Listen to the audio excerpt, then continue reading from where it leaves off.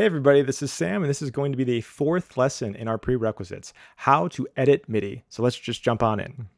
Okay. So the lesson overview is editing MIDI, if you could believe it. Okay, so the question to answer is, how do I edit MIDI?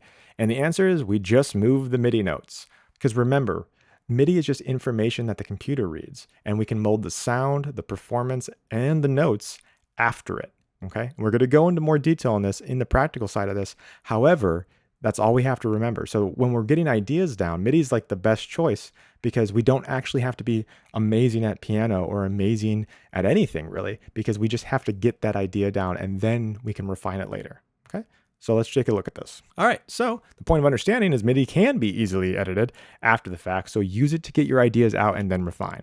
Okay, and we're going to go over this in level 1 pre-production. Some of the questions to think on is how to record audio and how to edit audio. Okay, so a very short lesson. However, we're just establishing the basics here. So don't be afraid to reference these just so we can speak the same language on this one, because we will be referencing them as we start to work in level 1. Awesome, let's keep going.